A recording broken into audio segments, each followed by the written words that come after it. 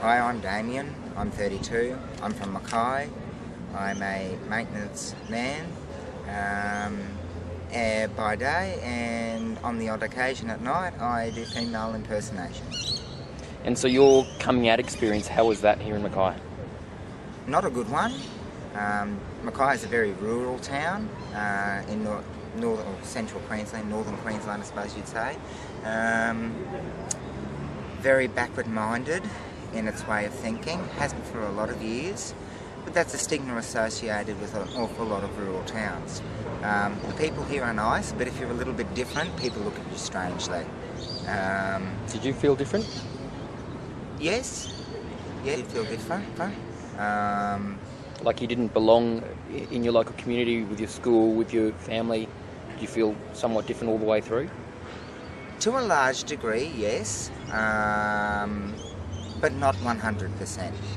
So there's a large part of you that's very Mackay, but then did you feel that there was something, like when you'd watch the or you'd see places elsewhere that you maybe belonged somewhere else, that you didn't fit? Of course. I mean, when you look at a capital city, a bigger, larger city, per capita there's more gay people there. There are places specifically designed to set up there to cater to people such as ourselves. Whereas Mackay, when I came out, did not have any such things. So tell us about coming out. Tell us about how it went and what sort of age you were and what your story is. Well, I was 22 when I came out, so 10 years ago I came out. I was a late bloomer, really, and it took me a lot of years to arrive at that point in my life. I've known since basically hitting puberty what life was about, because something was not right. I was looking at boys instead of girls, and I thought, well, that's not what I've been brought up to believe is right, but at the end of the day, this is what I'm feeling. So for many years I lived life and repressed the feelings that I had, and didn't go and date girls and that sort of thing, just led an existence. And it wasn't until I came out at 22 that I started living my life as a gay man. And what was the experience leading up to, obviously, from your understanding that you were different and you did like boys from puberty, through to actually accepting it and being able to tell people it in your early 20s? What was that period like? Not a good time in my life.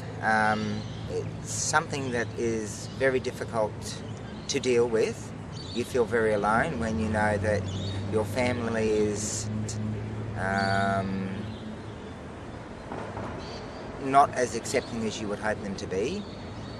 Not because they're bad people, but it's how they've been brought up to think. They're not the type of people that would go and bash a today sort of thing. It's just that it's what is acceptable and what's not acceptable, and what they've been brought up to believe in their mind. So I mean, it was a difficult thing for me to deal with in that respect. I'm very fortunate in the respect that I have a cousin older than me that's also gay in my family. So he became a rock to me. I could talk to him. This is before you came out? This is before I came out. It was a blessing. Not everybody is that lucky. I was fortunate. If I didn't have him to speak to, I don't know what I would have done, which is a frightening thought. And do you feel like you were living a double life, or were you living a double life during that period, that you would be straight at home and then there would be another side of you that would act upon your emotions? Well, I think at the end of the day I was that shit scared of people finding out. You try and you have a facade happening. So at the end of the day you're not being true to yourself, but you're not being true to anybody else. So you're now a female impersonator. Do you feel that building up that facade, and then when you finally came out, you didn't need that facade anymore because you were open, that you had to displace that facade somewhere else, and that's how you created your female impersonations? I wouldn't go so far as to say that. Once I came out, I was comfortable with who I was. And it took me a long time to arrive at that position. And doing the female impersonation thing was something that I didn't decide I was going to wake up and do, sort of thing. It all came about because I was involved with a community-based organisation in town here at the time, so I'm going back 9-10 years ago, and they were running local gay, lesbian, transgender dance parties, and I had a ability to do a uncanny sort of a rip-off, I suppose, of Dame Edna Everage, and they thought this may be a wonderful asset, I suppose, to our organisation in the way that I could host the evenings. So that's how it really came about. Up until that point in time, I'd never considered doing female impersonation in my life. So I perfected what I was doing with that, and that was 10 years ago. I've been hosting dance parties ever since. Yeah.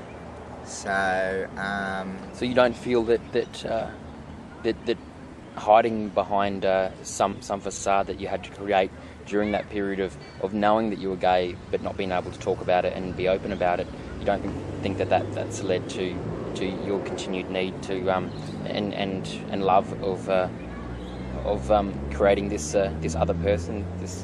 No, I don't think so. Once I came out to my family, it's like a weight's been lifted off your shoulders. The burden is lifted. You're not stewing and brewing over this constant burden, I suppose. So you stopped having to filter the way you spoke and what you spoke about? Well, to a large degree, yes. Things weren't all smooth sailing and plain sailing for an awful long time after I told my parents. How did you actually come out? Did you tell your parents first, or how was the actual mechanics of it? At the end of the day, there were other people before my parents that knew, which isn't a very good thing. I would prefer to have told them first, but there was the issue of acceptance. And at the end of the day, my mother, who was an absolutely beautiful person, approached me with what was going on, and I told her.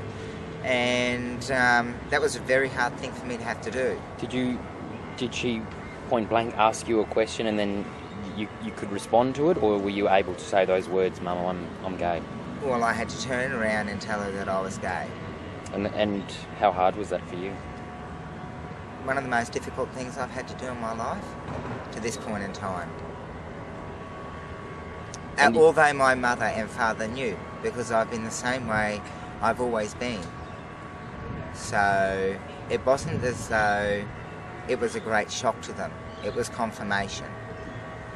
And it was how they were having to deal with that, was upsetting to me, sort of thing.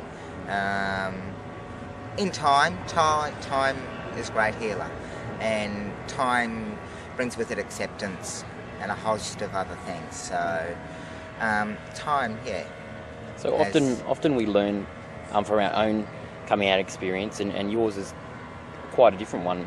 Doing it in a rural town and doing it quite late at 22. That's right. So looking back, if you could give some advice, and maybe have hoped to have changed the way you did it if possible, but if you could give us some advice on reflection of your own experience, what would it be to someone in a regional town like Mackay? Anybody living in a regional town still has the advantage of modern technology. There is so much available to people online nowadays from all age groups. If you are having an issue, jump online. See what's available in your local area, support groups, somebody you can talk to. I wasn't fortunate enough to have Rainbow Youth Mackay, our local support group here in Mackay, when I was coming out. I had nothing. There wasn't the support around for those people struggling with their sexuality issues. And on that, did you feel like you were the only one going through this? Like, did you feel you were totally alone? In your own head you do. I know for a fact that there were plenty of other people in the town, but it wasn't until a later point in time that I discovered that there were plenty of other people in the town like me. I had no idea. I led a very sheltered life. Thus the coming out at 22. Yeah. So that's your advice. Go to a support group, find out what's in your local area. Exactly. There's so much, like if you don't feel you can talk to your family or you can't confide in your close friends, there are people out there that you can talk to. Don't be afraid. That's what they're there for. And they will put you in touch with people that are like yourself. They have monthly barbecues. They have all sorts of social gatherings and events all across the countryside. You can meet like-minded people. You can have a life and feel comfortable with that life. You don't have to feel alone.